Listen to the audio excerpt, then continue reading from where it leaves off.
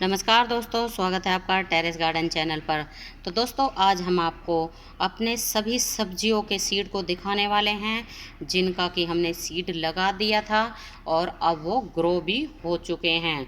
तो शुरुआत करते हैं हम जरबेरा के सुंदर सुंदर फूलों के साथ में। तो आप देख सकते हैं हमारे गार्डन में ये कितने सुंदर सुंदर जरबेरा के फ्लावर खिले हुए हैं।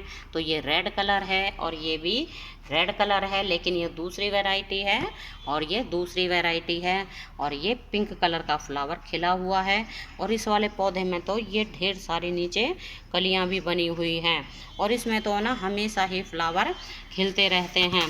तो दोस्तों, ये लगे हुए हैं हमारे वेजिटेबल के सीड, जिनको कि हमने लगभग 7 से 8 दिन पहले ग्रो किया था और अब है ना ये सभी ग्रो हो चुके हैं, लगभग सभी ग्रो हो चुके हैं। तो आप देख सकते हैं हमने ना मतलब जितने भी हमारे पास सीड थे तो हमने सबको ही जैसे कि हमने मिक्स करके सभी को इसमें ग्रो कर दिया सीडलिंग ट्रे में।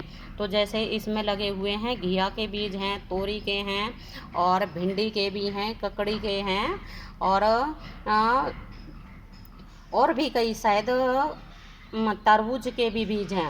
मतलब कई तरह के सीड को हमने ऐसे ही ग्रो कर दिया और ये अधिकतर सीड निकल भी आए हैं। तो यहाँ ये भिंडी के सीड निकले हुए हैं और ये हैं ककड़ी के बीज। तो ककड़ी के बीज है ना हमने कुछ ज़्यादा ही ग्रो कर दिए थे तो इसलिए ये ज़्यादा निकले हैं। और ये भिंडी के निकले हुए हैं और ये भी ककड़ी का है और ये है तोरी का है। और दोस्तों, ये है ना शायद तरबूज का है, क्योंकि इसका ये ना ये सीड लगा हुआ है ऊपर की तरफ, तो इसलिए दिख रहा है कि भाई ये तरबूज का सीड है।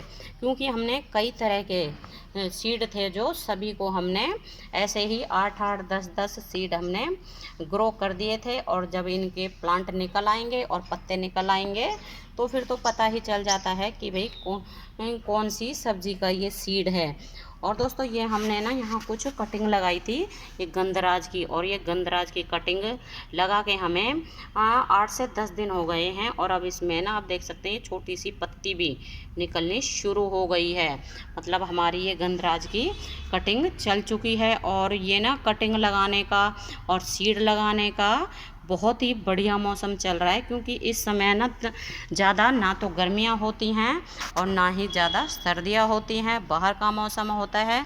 और इससे आगे मतलब इससे आगे जो भी जो सीजन जो मतलब महीना आएगा होली के बाद तो बहुत ही ज़्यादा गर्मियाँ शुरू हो जाती हैं। तो उस टाइम तो है ना सीड ग्रो नहीं हो पाते हैं ज़्यादा गर्मी के कारण।